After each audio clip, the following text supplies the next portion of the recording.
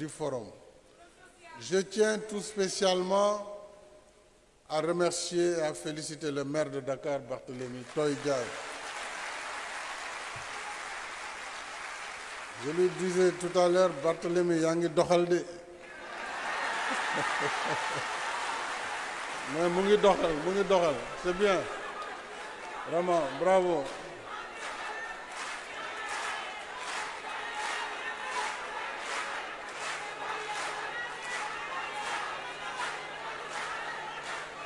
Et comme disait l'autre, je dirais à ton papa Jean-Paul, qui lui est avec moi, que ton fils a bien travaillé. Merci donc au réseau des acteurs et collectivités territoriales de l'économie sociale.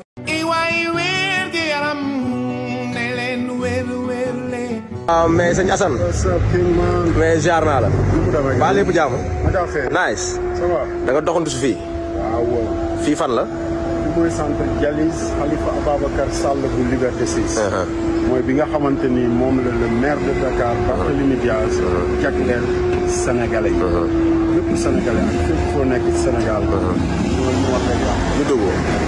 man nag élément dafa am loo xamante ni sama xol bi ni mu seetlee sax mënuma la ko. wallaahi. parce que xam nga gis maanaam dem ci bërëbu fajukaay fekk fa lépp. wallaahi. xam nga dafa jafe ci Sénégal. wallaahi. ok nañ ko wan Sénégalais. lii lan la. urgence. ambulance. lii lan la. urgence. toilette. xoolal loolu dafa nekk li nga xamante ni moo ëpp solo. ci dundu Sénégalais yi. jàngal leen lan mooy urgence ak lan mooy priorité. xoolal waa ji li may def. gis nga ko ah. tricycle bi. tricycle bi. ak chauffeur am. non am na loo xam ne. mooy yóbbu mbalit bi nii magnifique. maanaam liggéeyu xarañte la. parce que man li ma gëm mooy liggéey. lu ay wax. centre baa ngi nii. dama lay présenter biir bi. xam nga après yow ma bàyyi la nga def sa liggéey. parce que am na loo xamante ni. man moomu ma ko yow yaa ko moom. tey Assane parce que man damaa bari xorom de. maa la ko wax. entrée baa ngi nii de. xoolal. kaay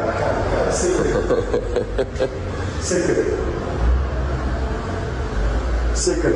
ci la santé avant tout. la santé avant tout. ba pare la santé bu ànd ak xarañte. xam nga machine yi ñuy def.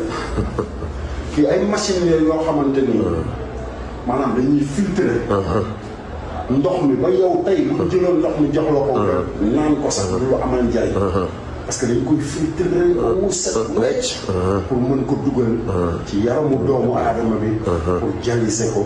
pour mën ko delloo si waat. xam nga ay rayon ak lépp. tegu ci yoon. xam nga kii ak kii ñoom ñooy def filtre bi. wàcce fii. ñu def dernier travail. par jaar fii. kan de moom la fi mu jëm. mais Assane ba di ma wax problème mu dialyse bi ci Sénégal. léegi naa cher na dialyse ci Sénégal. te fii moom nee nañ doo fay dara.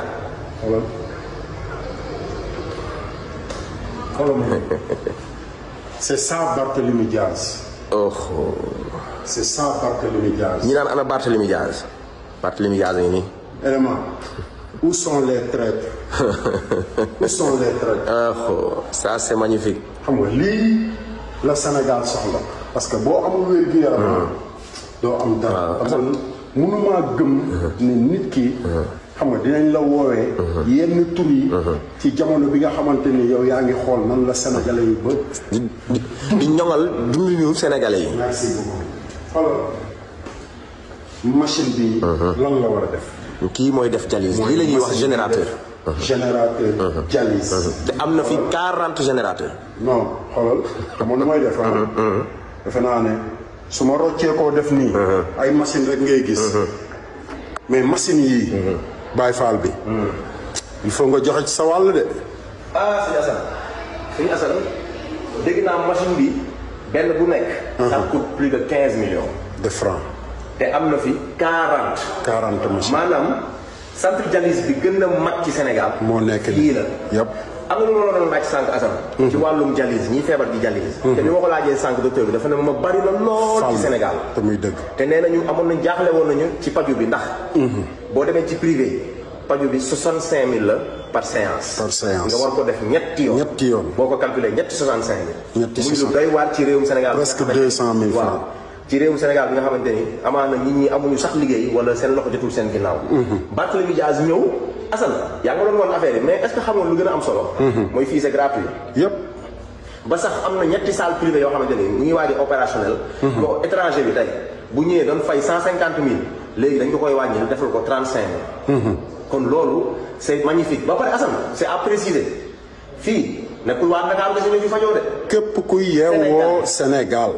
képp koo xamante ni. yaa xam Njaay yaa xam Joxaane yaa xam Jaaz yaa xam Sàll yaa xam. muy séeréer ku mënti tukulóor bi joolaa bi njaago bi ku mënti doon. képp jullit bi tout le monde. waaye woote naa waay ñëw leen du ngeen fay dara. ndax Barthélémy Dias. fële da nga daan jël ay 700 personnes gars yi dañu naan dialyse inscription la. ba pare ni ñu doon inscrire. kenn ki pour buy xaar il faut am ku ñàkk bakkanam pour yow nga mën a dugg. billaay wallaay. fii nag moom amul loolu. yëpp da ngay ñëw inscrire ñu jël la nga commencé faj. billaay léegi la fi.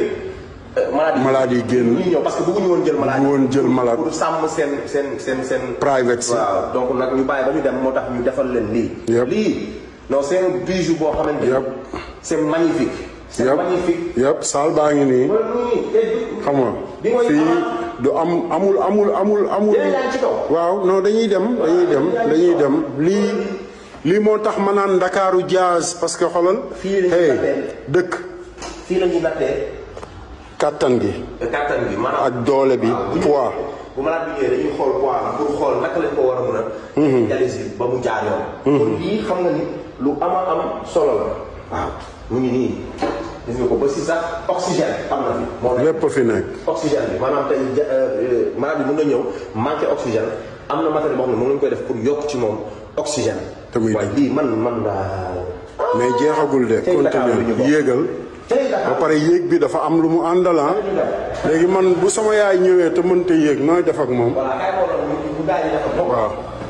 mooy maanaam ñu ne ba pare ñu ne professionnel la teg leen fi. non c'est magnifique. jëluñu ay yaama neex teg leen fi. déedéet. Assane fii nii maanaam tey bu ñu amee suñu benn mbokk bi nga xamante ni ñëw te mënul dox. chaise bi mooy wàcc ba fële ci suuf. yëpp. jël ko yéegal ko ba fii ba toog nii. yëpp. mu wàcc dugal ko ci saal yi. faj ko. des na de wan ma. dem ba pare mu fàttali am na ceinture. am na ceinture. da ngay takk sa ceinture. te muy dëgg. mu protéger la. ati ñu dem. pare dafa saal bi nga duggoon saal. beneen la ñu est-ce que. saal bi ñu jógee saal beneen la ñu. lii filtre ndox bi pour malade bi mën koo naan te du am benn jafe-jafe ci ndox waaye beneen bi xam nga football. dañuy wax équipe baa ngi waaye am na ay remplaçant. am na ay remplaçant looloo ma ci gën a neex remplaçant yaa ngi nii. tey bu amee xam nga gars yi daan dem ci privé ñu naan non fees na wala kenn mënu la jël wala xaaral kee bari. waaw mais maanaam bu ñu jëlee ay patients ba mu am keneen ku ñëw kenn du xaar. koo xamante ni dañ ko dafa am urgence. dañuy xëcc ci ñaar ñii. mi ngi ñu def ko ci remplaçant yi. maa la ko wax léegi nag kañ dem am na beneen bu am solo. am na beneen waaye du benn salle yi sax boo nee ko joxoon ma ñu ngi ci salle yi bokk. yow mooy salle tennis 2. salle 2. gis nga. gis ngeen ko de cey Barthélémy Dias. mu ngi nii de. cey yow cey Barthélémy. léegi nag kañ dem ma wan la fële. loo xamante ni c'est très intéressant. fi mooy fan moom. fi ma damay ñëw toog. est-ce que. Assane. maanaam. oh. fii mooy salle de sécurité. waaye sama waa ji daal. salle de sécurité boo xamante ni tey gis nga fii nii. xam nga ñun demuñu ci salle yëpp mais xoolal télé bi rek mën nga ci gis salle yëpp. mën na la wan lépp. waaw mën na la wan lépp. ñun fii lañ duggee fii. gis nga ko. am na sax suñu benn mbuus boo xamante ni ñu ngi ko bàyyi ci suuf gis nga mu ngi nii maa ngi koy ñuy surveiller. te c'est 24 heures sur 24. gisoo xoolal agent sécurité yi ñu ngi dox di xool sécurité. mbir mi parce que sama xol dafa sedd quoi. barki sëñ Fallou man la sama xol du sedd xam sànq dañuy jógee ci lycée yi. Assane boo amul wér gu yaram doo mën a jàng. doo mën a jàng. te dañoo yàggoon di jooy. ndeysaan doo jàngale tamit. wallaahi doo jàngale. te tey dañoo am ku doon wax ni dama ko seetaanoon ci benn vidéo ñu ne dañoo yàgg di jooy centre dialyse. tamit dëgg te Assane centre dialyse bii nii ma jox la information. Dakar 4 arrondissement la. ci 4 arrondissement yëpp la ko baax comme monsieur le maire di def. yëpp jeex na amul xaaj ak seen man Assane sama. ba pare dolli ci di faju te doo fay. parce que ci réew moom dañ koo teg pour mu liggéeyal askan wi. wallaahi te buñ la dénkee li nga xamante ni askan na ko moom da nga ciy jëf. luy jëriñ askan bi jërëjëf maanaam am na ñu fi toogoon te defuñu ko. am na ñu diggoon. te defuñu ko gisuñu dara. waaw moom nag dañoo dégg. ba pare ñaata maire yi ñoo nekk ci Sénégal 500 la. man fàtte naa sax 560 et quelques communes. xaw ma 550. est-ce que mës nga gis lu def benn maire musu cee am fitu def présentation demi-mandat. ba pare kooku nga bëgg salté nag. mi-term munul nekk. kooku nga xamante ni fàttewul malade yi. munul nekk. fàttewul way dawlu yi. te muy dëgg. fàttewul élèves yi. te muy dëgg. fàttewul. cag yi cag yi fàttewu leen. waaw fàttewul ñii fu ñu def tricycle yi boole leen ci. meeru mbootaay ba ci dawalkatu sareet yi. mu jëlee ci sareet yóbbu leen ci tricycle pour moderniser. Ndakaaru loolu dafa am solo. te ñu bari xamuñu ko. xale bi dañoo daggoon tànkam. mu indi ko récupérer waa ji jëlal ko machine jox ko tricycle nangu sareet bi. te muy dëgg xam nga kon kooku moo njëkk a def social. te muy dëgg. daas boo fa demee dañuy maye milliards. ci ay wàllum prise en charge. te muy dëgg. bourse yi waxaale wuñu ko. tamit dëgg bourse yi li ñu ciy def jéggi na dayoo te ba pare Assane li ma ci gën a neex. da ngay gis ay nit yoo xamante ni farewuñu ak moom politiquement di la woo naan la waxal baat merci. dimbali ma léegi ci suuf rek. voilà waxal baat merci parce que def naa ci bourse léegi ci suuf. maanaam xàmmeewuñu ràññeewuñu nit ñi fii la far wala fee la far. dañ koy def te yàlla tax parce que moom noonu la ko yàlla dundee. noonu la ko yàlla bindee te noonu la ko yàlla defee. tamit dëgg. maanaam mooy doomu Jean Paul Diaz.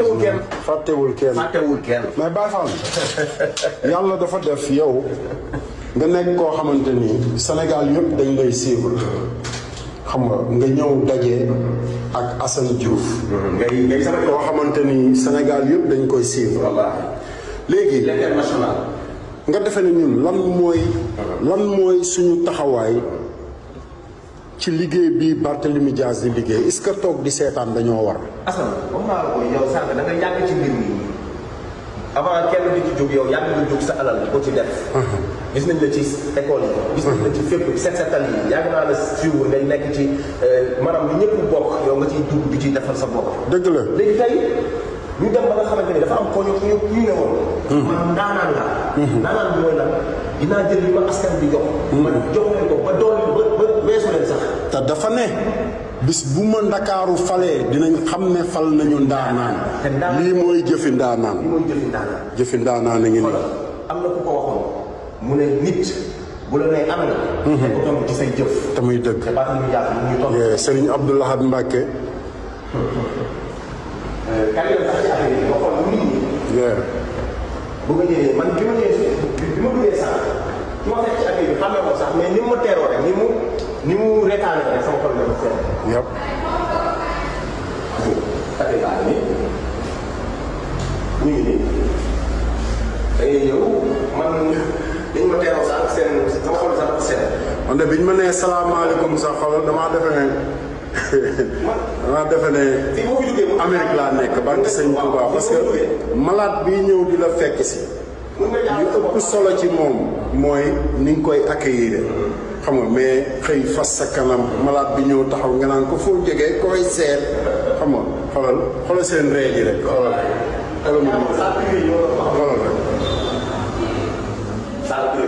ñu ngom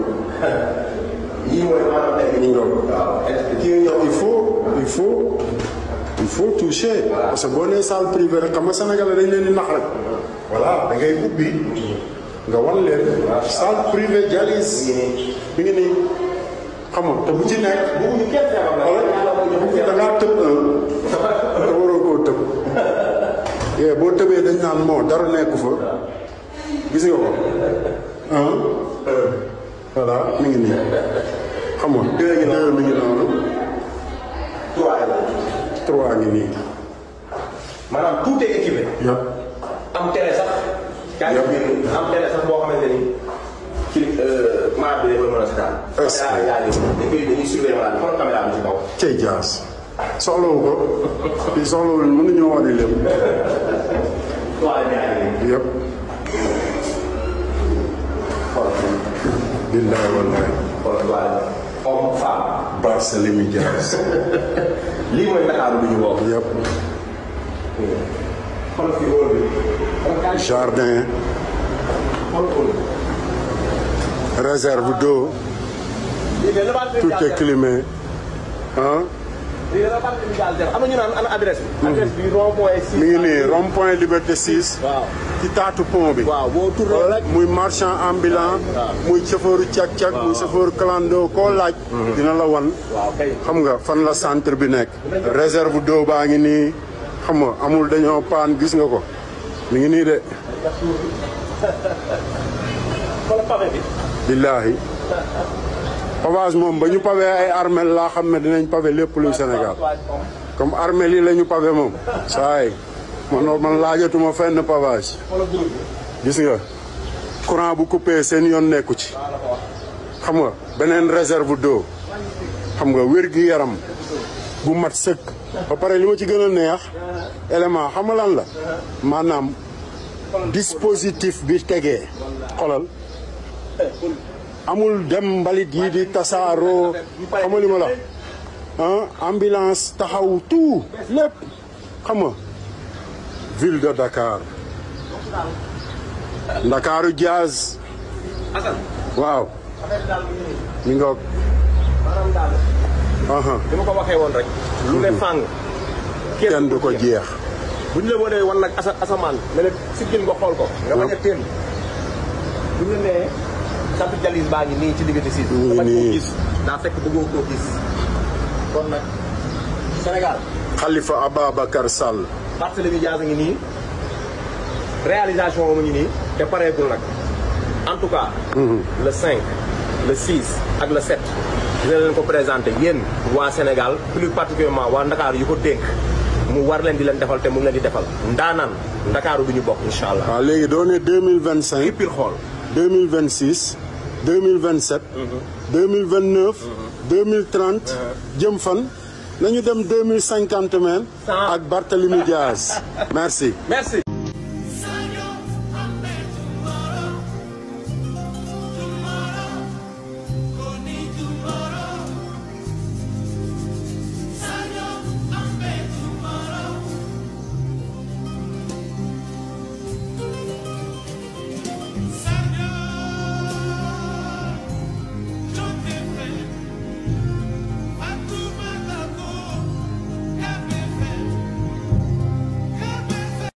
monsieur le maire Barthélémy Dias tey xolu julli yëpp sedd nañu bu ñu duggee fii ci almeeru Yoff yi jox nga cër way dawlu yi de fàtte woo leen de def nga sa wareef macha allah yàlla mi am fay yàlla na la yàlla fay yàlla na la yàlla sàmm guddal sa fan may la wér ak wérle ba nga àggalee lii yëpp armeer yi ay at amuñu woon lii tey ñu ngi dox normal armeer yaa ngi set wecc ay waay tey bu ñu ñëwee fii denc sa mbokk moomu di Pala Samb maire Fann Point E di ko ñaanal yàlla na ko yàlla jéggal te xare ko àjjana ak bépp mbooleem jullit bi fi nekk te yéexuñu fi ba ci kanam a kanam waaye daal di la ñaanal rek yàlla mi am fay yàlla na la yàlla fay yàlla na yàlla guddal saw fan monsieur le maire Barthélémy Dias nii rek la lu baax dañu koy wane lii rafet na xol yëpp a sedd tey xol yëpp a sedd tey ñëpp la doon ñaanal macha allah jërëjëf yàlla na la yàlla fay yàlla na la yàlla fay fonk way daw lii yàlla na la yàlla suñu borom sàmm ku ne war ngay xalaat fii xam ne ñun ñëpp fi la ñuy mujjee yàlla yéex waaye Barthélémy Dias li nga liggéey fii rafet na li nga liggéey fii sell na tey xol yëpp a sedd xol yëpp a sedd waaye yàlla na la yàlla fay ñun daal loolu lañ lay ñaanal loolu daal lañ lay ñaanal sa wareef nga def de waaye way daw li yi nga jox way daw li yii nga defal lii te xam ne ñun ñëpp fi fa la ñuy mujjee yàlla na la yàlla fay ñaanal rek lañ la mënal yàlla na la yàlla sàmm guddal sa fan nga dund ndax sa dund am na njariñ macha allah yàlla ñu yàlla yërëmal ñu ñu jiitu te tënku ñu seen ci njub seen gannaaw ba ñu fekki leen macha allah jërëjëf. waaye suñuy wax ngay liggéey yàlla fay na seen liggéey ko deful ñu wax kon lu ci pexe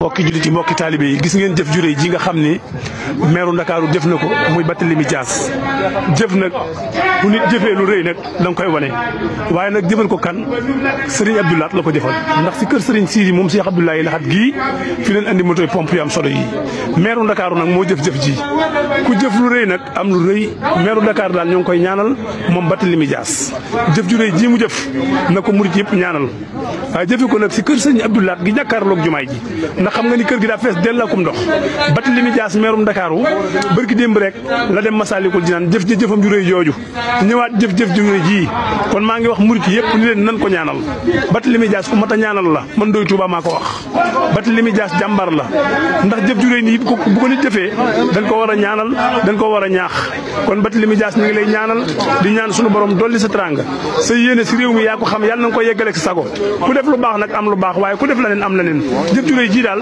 la Barthélémy Dias def kon na ko ñëpp ñaanal jumaay jàngi nii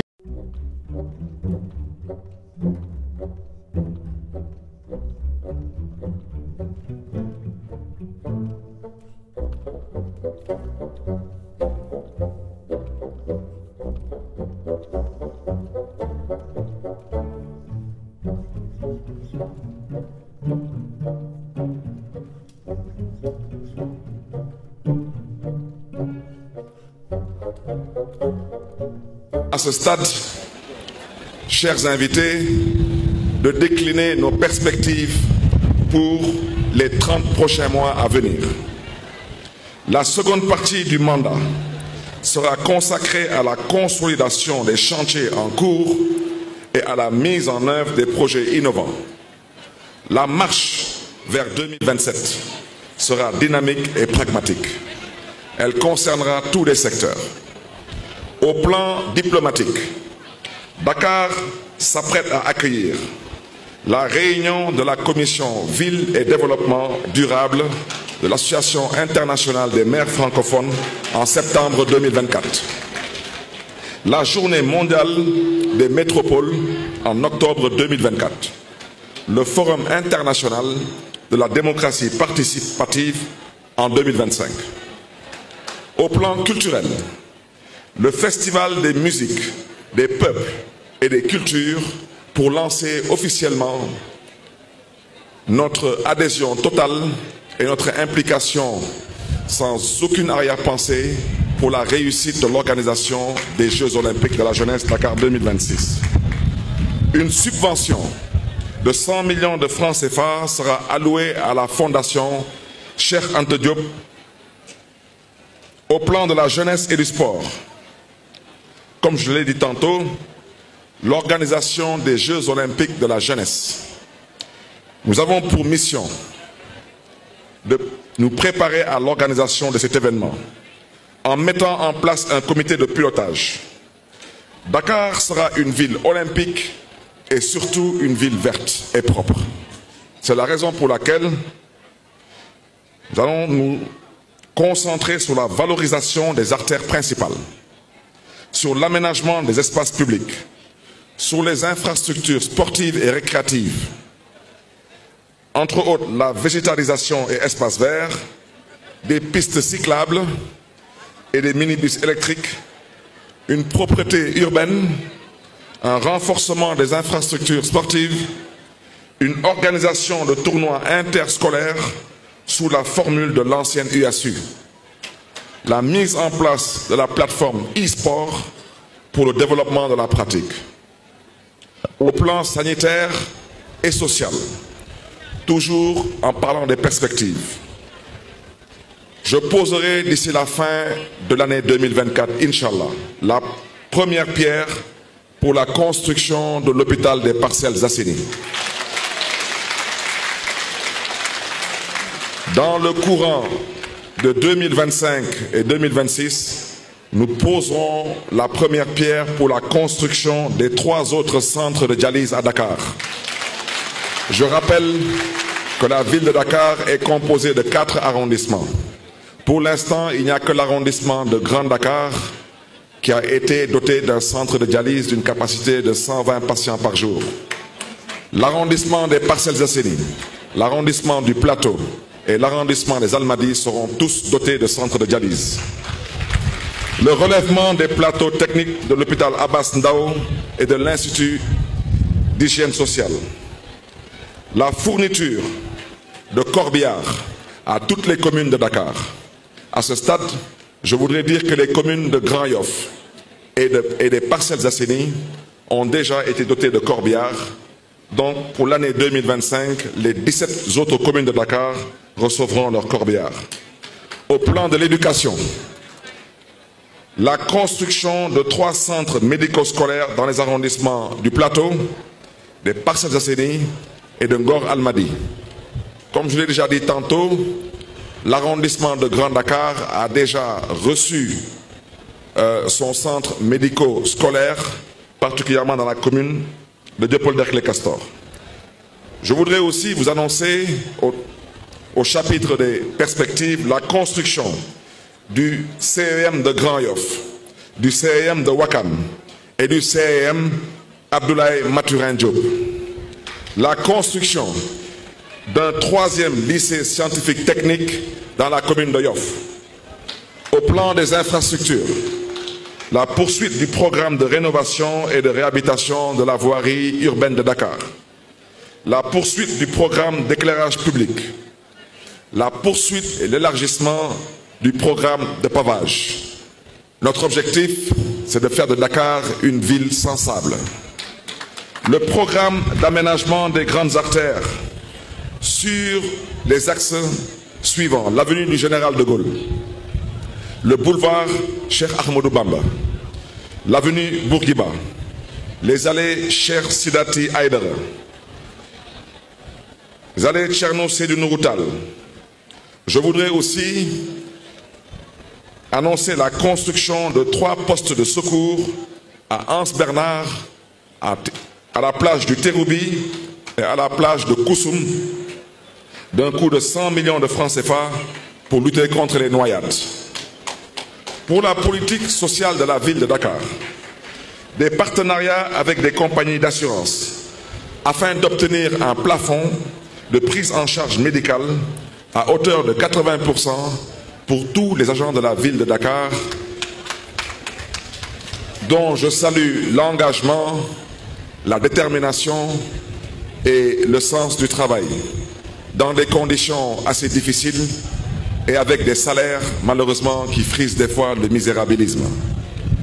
L'aménagement d'un restaurant au building communal en vue d'assurer la restauration des agents avec des tickets repas subventionnés par la ville de Dakar. La mise en place d'une coopérative d'achat exclusivement dédiée aux agents de la ville et fournissant les denrées de première nécessité à moindre coût. Des conventions avec Dakar Mobilité, gérante du BRT, d'une part, et d'autre part avec la Center, société de gestion du terre. Le soutien aux coopératives d'habitat de la ville de Dakar. Mesdames, Messieurs, nous sommes au terme de notre présentation. L'exercice a été long, mais j'espère qu'il a été utile pour comprendre la portée de notre action au service de Dakar. Dakaroises, Dakarois, le chemin parcouru n'a pas été un long fleuve tranquille. Il est souvent parsemé d'embûches, pour ne pas dire d'obstacles. Mais n'est-ce pas que c'est le difficile qui est le chemin? Comme disait un grand philosophe, à l'image des athlètes, nous franchirons chaque obstacle pour aller vers l'objectif fixé dans le programme Dakar Bignubok. Nous sommes à présent en route vers 2027. Il s'agira de consolider les acquis, au besoin de réajuster les paramètres, toujours dans cette quête ultime d'un meilleur être pour nos chers concitoyens. Ensemble vers l'essentiel, rendez-vous en 2027 pour un bilan général. Dakaroises, Dakarois, que Dieu vous garde, que Dieu vous bénisse. Je vous remercie de votre aimable attention. ministère de la santé amee loo leen benn boor Ndakaaru njaay ñoo la bëgg nga bëgg. parce que da ngay lire action bi xam ni mënagul sotti nii su ma gisee kuy kukkali bàtt nii comme kële ay ree daf may jàpp xam nga nit des fois day coqataan boppam toog di coqataan sa bopp. voilà un gars bu juddoo fi mu juddoo baaba màggee fa nga falu fa 3 fois maire ñetti yoon nga juddoo ci capitale nga falu fi 3 fois député nga nekk le premier maire élu ci suffrage direct man d'accorduma woon fii laa doon toog di ko wax te loolu c'est son parcours tey bu fi yamoon dañ koy dugal ci panthéon politique Sénégal yi kooku ku taxaw di ko kukkali mais yaa ngi coqataan sa bopp parce que moom viatigam bu xëyee mooy taal dem administrer foo xam ne 57 milliards de budget la muy capitalu Sénégal yow nga xëy am problème mu añ ak ndékki fal nit war koo xaar mu defal le résultat ngay reetaan ku la gën situation yaa ngi juum doo xam. non man xamul lan ma compter suma bopp. waaw mais compter ñoom xam nga ñu ma àndal ñoom. est-ce que xam nga lu tax man du ma compter suma bopp.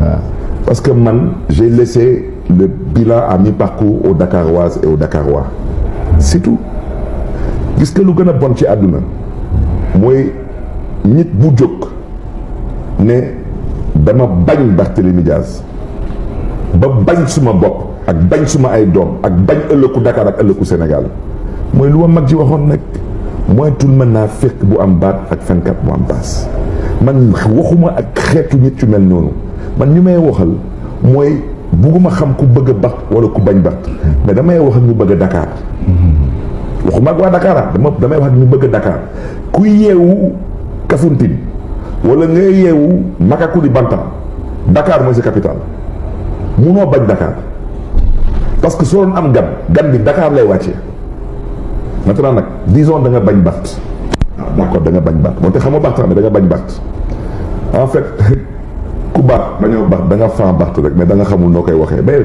nañ ko waxee nii ku bañ Bart waaw maintenant naka ngay bañee Bart nga bañaale Serigne Moustapha bañaale Khalifa Sall boo deful dara bañaale Anta Babacar bañaale mais yow bañooñu yow Sénégal nga bañ genre ñooñu nag moo tax tey ci suba su ma xarit bu muy doon dem église ma ne ko nañ leen dugal ci ñaan yi yàlla taf ko seen xol yi. oui ñëpp nogul soxor. waaw mais daanaka adversité. waaw rapidement adversité ma ñëw adversité mën na am. wante haine nogul am entre des personnes civilisées mais surtout ay nit yu am diine. maintenant nag soo amulee diine. yéen classe politique boobu da ngeen dépassé kaawu adversité yéen a ngi si animosité ak inimitié. carrément non man dinaa la wax dara. man xawma animosité. xawma haine man xam naa nag adversité. oui dépassé ngeen de ça anniversaire. mais non pas du tout man par exemple musuma woo kenn ne leen kaa leen. ça vole bas. oui mais c'est pas que ça vole bas. il faut dire qu'il vole bas. nous on ne vole pas bas. ah oui parce que boo demee ba sa buntu kër. quand même mu mel ni. parce que effectivement il vole bas. da nga nekk camp militaire dañ la comment on appelle ça encore là. dañ la interdit de sortir de chez toi avec la police. non je pense que lu am sama buntu kër ma koy waxaat rek. je crois que ñu yor dëkk bi yor kaaraange yu dëkk bi. ñoom seen bopp xam nañ bu baax que xale yi ñu fi yebal ak lu ñu leen di sant mënul nekk je crois que ñoom ils sont surtout là pour protéger les enfants. mais pas pour vous protéger. mais man soxla ma protection man 20 ans maa ngi politique. yéen xam ngeen su ma dem ak su ma bërki démb. waaw léegi après xam ngeen su ma dem ak su ma bërki démb tamit yéen tamit man soxla protection. man de la protection divine. yàlla kese laa soxla. yàlla kese laa yaakaar. te damay bañ a ñaawal baati rek. Georges Pierre su ma bàyyi mi ngi tudd Jean Paul Dias kenn musu ko yëpp Sénégal man kenn du ma fontoo Sénégal amut ñëpp laa respecté ku ma respecté wul nag nangul naa la ko wante doo ma yëpp. voilà après 3 semaines de campagne brièvement est-ce que jàpp nga ne ban état d'esprit nga ne est-ce que jàpp nga ne tous les Sénégalais ont été réceptifs c'est ce discours bi. mais même Dieu n'a pas fait l'unanimité sur la terre des hommes. Il y a des mécréants. ay yéeféer. La preuve, nous sommes 3 ici. Il y a des musulmans, il y a des catholiques dans cette salle parce qu'il y a d'autres amis qui sont là. Donc c'est ça l'humanité, c'est ça la vie. Mais l'objectif, Ce n'est pas d'avoir l'unanimité. L'objectif, c'est de pouvoir dégager une majorité. Maintenant, il faut qu'on se comprenne. Man toog naa fi nit ne ma baromètre mooy ful. ma ne leen man rus naa man dama am jaanu biir man rus naa wax lu ma dund ak ñenn ñi et te ma xam seen stratégie teg ci nag te yàlla may la ñu am des moyens de l'État man lu ñuy def ni duñ ma yëngal. dites à vos supérieurs am yàlla mooy buur ñàkk yàlla mooy buur tous nag. Barthélémy est-ce que xam nga li lay xaar boo ñàkkee élection législative yi. dégg nga ko yow. man soo ñàkkee élection législative am yàlla mooy buur am yàlla mooy buur am yàlla mooy buur am yàlla mooy buur ñàkk yàlla mooy buur. mais xam nga li lay xaar. Papa Ngagne amul mindeef. mais xam nga li lay xaar. Papa Ngagne dama bëgg nga déglu ma tu parles à Barthélémy Diaz on m'intimide par moi tu parles à qui là tu parles à Barthélémy Diaz. xam nga ni boo ñàkkee législative xam nga li lay xaar. tous tu le sais très bien tu parles à Barthélémy Diaz dinaa la wax dara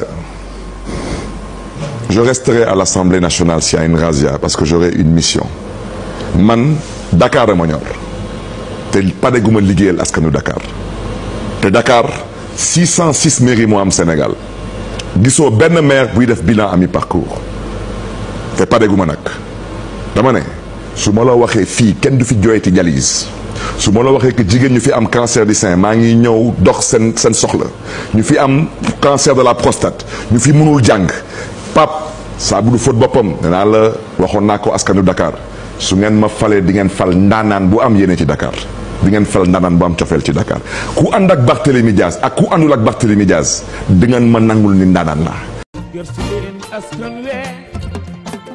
L'international Assane maa ngi lay ziar bu baax a baax a baax. lay ziar Baye Fall. waaw mais waaw sant bu baax. mais lu war a sa tànk fii ci lycée bii ñuy wax Ousmane Socé Diop. waaw mais xam nga dafa am lu xew ci àdduna bi. loo xamante ni il faut ñu delloosiwaat ci xelu Sénégalais mooy wax ju ànd ak jëf maanaam parce que le maire Barthélémy Diaz bi ñuy dem di wuti maire bi daf ne yéen Ndakaaru dénk leen ma wan leen ne ndaanaan bu mag dénk nañ ko maire Dakar. kooku mooy Barthélémy Diaz moom fii ci Ousmane Socé Diop dañoo déjjati parce que li tax ma gën a bàyyi sama yitte ñëw fii dañ ko déjjati dañu yëkkati lépp teg fi lu bees beneen CM bu bees te dama dégg ci ay waxu doomu aadama manipulation yoo xamante ni xam nga ña ko daan def ñoo koy def ba léegi xam nga te loolu du jàll parce que fii ku am làmmiñ rek am na yeneen làmmiñ yu la mën a toll bu ñu nee 700 et quelques millions xajul ci CM fii CM bii rek war naa mën a jël milliard ak lu ko ëpp parce que dañu nekk ci beneen monde boo xamante ni ñiy wax loolu ñoom ba ñuy jàng école dañoo gëj ci école yi même bu ñu dee ay jàngalekat dañoo gëj ci école yi jàngaleetuñu parce que politique moo leen gën a ñor ak manipulation moo tax ñuy wax loolu mais fii ma taxaw ku ko xool xam ne li fi nekkoon yëpp dañ ko dindi xam nga li ma la nga wëlbatiku xoolal li fi nekk yëpp dañ ko dindi nga xool fii li fi nekk yëpp dañ ko dindi lii rek espace bii rek mën naa jël milliard Baye Fall mais Assane dama lu ma jaaxal dama gis fondement quoi parce que gars yi daf ci am bâtiment yoo xamante ni ñoom dañ ko fekkoon mu taxaw dañu ne woon dañuy teggi bâtiment bi xam nga teggi ardoise yi loolu ci chantier bi la bokk teggi ardoise yi parce que bâtiment yi dafa taxaw mais bi ñu ñëwee def inspection dañu xam ne il faut ñu génneel ko ay semelle xam nga li ma la génneel ko ay poto pour joxe sécurité population bi ñëwuñu rek teggi ardoise tegal moo waral ñu déjjati yenn bâtiment yi nga xamante ni moo nekk nii moom la ñu war a renforcer waat génneel leen ay semelle yu 2 mètres ba pare doxal ñëw doxal Assane dafa mel ni ku miin tabax nga. non je suis un entrepreneur. ma soxlaa njëkk a def sama dund. moo tax comme li nga doon wax sànq Lamine mënut a lekk moroomu Laminam te ñorul. ay ingénieurs yu fi nekk. ñu joxe. xam-xam bi nga xamante ni ingénieurs yu Sénégal yi am nañ ko. gis nga lii nii. xoolal lii poto la. ñoom bu leen neexoon mën nañ ko bàyyi noonu. mais dañu génnewaat poto ci wetam. génneel ko semelle yu 2 mètres. xam nga poto. xam nga semelle. ba pare renforcer ko pour mu jóg. ok kaafoon. moom la waa jël lépp nii. dañ koy gasaat. gis nga lii poto la. dañoo génne poto bi. xoolal dem dabi semelle. xoolal doxal ñu.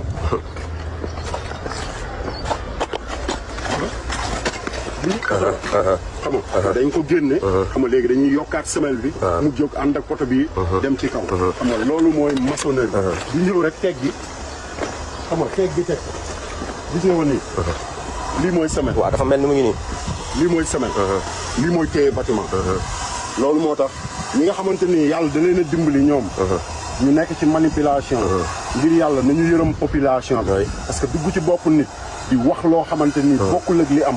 loolu rek tas na am réew. wallaay xam nga te ku nekk xam na ne Bart man ànduma ak moom.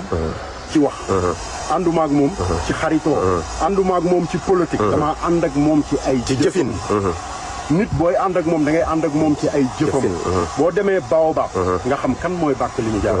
nga dem Mermoz nga xam kan mooy Barthélémy Dias. nga dem Sacré-Cœur nga xam kan mooy Barthélémy Dias. dem Grand Yoff xam ko. bi ñuy wax man nekkuma ci wax ji. ànduma ci coow li. ànduma ci xew-xew bi. damaa ànd ci jëfin bi. comprendre nga li wax parce que ñu ngi fi jox ay maire yi bari na de. mais fii doo fi dégg benn maire ci jamono bii bu génn naan def naa. li ma si sax teg Assane. dafa mel ni li Barthélémy Dias di waajal suba mooy le 5 le 6 le 7 musuma gis maire def ko mooy bilan à mi-parcours. yëpp loolu la ñuy wax donc loolu innovation la. même boo demee États-Unis dafa am lu ñuy wax mid-term. mid-term mooy bu ñu la joxee mandat wu ñaari at wala ñetti at. bu ñu demee ba première année bi. wala juróomi at. nga def 2 ans et demi. da nga war a taxaw wax population bi. ne leen lii laay def pour la première fois ci histoire du Sénégal. mu am loolu moo ma yëkkati bàyyiloo ma sama lépp. parce que ñun Sénégal. bu ñu nangooti ku ñu nax de. parce que fi mu toll nii. nax bi dafa bari. te Assane dama la yàgg yow gis ngay defal sa bopp di dem ci ay salle de classe fële ca Géejawaay di ko defar te yàlla tax parce que xam nga ni éducation mooy base u réew. mooy base ci xale. bi ñuy présenté projet bi maa ngi yow ak kan fi nekkoon. man yow ak ñu bari. man je suis le président des parents d'élèves de Pikine 12. ba tey jii. xoolal man ak moom sax chaque jour daf may wax lan nga soxla sa école. mu dafa am ay chantier yu ko nekk. xam nga bu paree lii ak lii lañ fa war a def. mu ne ma bis bu ngeen ci eggee wax leen ma. te boobu man maa nga Géejawaay. moom mi ngi Ndakaaru. loolu mooy ñor gi nga xamante ni moom la ko Sénégal ñor. moo tax manipulation. dootul jàll. waaw te léegi Assane dañu laajte léegi ingénieurs yi ñu ne ñoom dañu yaakaaroon ni sa affaire bi day yomb mais dañoo ñëw nee nañ li ñu ci fekk dafa doy waar moo tax sax loolu bëgguma ñu wax ci sax. voilà dañu bàyyi ba après ñoom ñoo ko waxal seen bopp. ay professionnel dinañ ci ñëw. bu ñu ñëwee ñoom ñu wax. adduna bi yëpp xam ne ingénieurs yi ñu waxal seen bopp. mais kuy wax ne CM. mën ta jël 700 et quelques millions. surtout nag ñaari école yu mag. yoo xamante ni dañu leen a defar. boobu yow da ngaa gëj école. maa la ko wax xoolal table banc yi Assane ni mel. xam nga ni lii xew lii yëpp dañ koy soppi xoolal lii yëpp ay table banc. lii yëpp dañ koy soppi defaraat cour yeeg yëpp tout couloir yi defaraat miir yi. xoolal lépp ci projet bi la. boo gisee maquette bi sax maquette bi mu ngi daw. maquette bi daw na te dinañ ko teg fii sax gars yi gis ko. lii du liggéeyu cuune. ah oui. man fii nii espace bu ndaw bii ngeen gis na mën naa fay def 2 milliards. 2 milliards ci modernisation nag laa leen wax. parce que entrepreneur laa xam naa li ciment fer ak weñ di def. xam nga mais ñi nga xamante ni dañu toll ci manipulation. ak yàq xelu askan bi. ñoom ñoo nekk ci loolu. wala bi ma ko déggee rek. ma sol sama dàll parce que lii man daawu ma ko def. mais yàlla nañu yàlla defal jàmm. maa la ko Assane dañu jógee ci lu metti doon ko xeex te ñu nekk ci foo xamante ni Sénégal dañoo war a gis seen bopp mooy Ndakaaru bu ñu bokk. 5000 francs jëlewu ko fi. comprendre nga la. kii li ko sempi fii. xam nga du weccet. moo tax boo toogee di communiquer pour askanu Sénégal. melal na Assane Diouf men bu ci sax rusa dolli xorom. mais Assane parce que dëgg gi da nga ko war a wax. dafa mel ni am ñoo xamante ni seen wax xam lu tax dañoo bëgg poste amaana. non mais xoolal Baye Fall man lu nekk dégg naa ko Sénégal. Assane Diouf lan moo tax nga xeex bi ba mu egsi fii. yow yaa tax ñii xam nga am fit bi nangam. ba pare nga bàyyi la non man Sénégal moo ma intéressé. poste intéressé wu ma. parce que damaa am ay doom. Baye Fall bàyyi leen seen xel ci kilifa yi ngeen di waate. Serigne Touba fekkewul xéewal yi. maam El Hadj Malick fekkewul xéewal yi. Baye Niass maam Limamou Laye ba ci jàngu bi. Barthélémy Dias mi ngi nee doomu Jean Paul Dias. bàyyi lépp. dem Masaalikul Jinaan. tegal ñu fa lan. énergie solaire. ci Masaalikul Jinaan buy fay plus de 90 millions. énergie solaire. par année ci courant. bu neexoon. mu ne man jàngu bi rek ma intéressé. wala mu ne Saint-Lazare kese. te yàgg na ci ñu wax mu bàyyi loolu. dem armelu Yoof. gis ngeen ko bërki démb. même armel yi ñuy dagg di ko denc sax daf ne lii c'est pas normal. parce que man ci sama bopp tëggal li muy wax. réservation ci hôtel laa ko xam. wala restaurant. wala boîte de nuit. wala avion. mais réservation bàmmeel. yàlla na ma ci yàlla mu. def na sax solaire boobu ca parcelle yóbbu fa ay ambulance ak tout def na ko fa kon nag lii la ñuy soxla mooy Ndakaaru bi ñu bokk bi mu woote. I don't take shit, I got no love for the fakeness. If you wanna play tough and wanna hate this, I'll always show up. I don't ever slow up, no I don't take shit. I got no love for the fakeness. If you wanna play tough and wanna hate this, I'll always show up and make make a statement. I don't ever slow up, no I don't take shit. I've got no love for the fakeness. If you wanna play tough and wanna hate this, I'll always show up and make a statement. Everything I do so instinctive and so passionate. Every word I move so descriptive like an adjective. I got a vendetta against people who patented being negative when you should be getting after it. I got facts over tracks, this and that. Spitting slow, spitting fast, I could roast, I could gas. Think I'm okay at last, but I don't know if that can erase all the past. And the pettiness, a reflection of the emptiness. Hilarious, you think you're worth my time, you're delirious. Mysterious, because you hide behind a fake exterior. Inferior, you know I'll always be a bit superior. Get off of me, this ain't no humble brag. I want you to hear words, you can say them back. I want you to feel free from the chains at last, and to believe in what you got, it was built to last, yeah. Now that I've been put through hell, I never got anyone's help. I had to do it all myself. I don't ever slow up, no I don't take shit. I've got no love for the fakeness. If you wanna play tough and wanna hate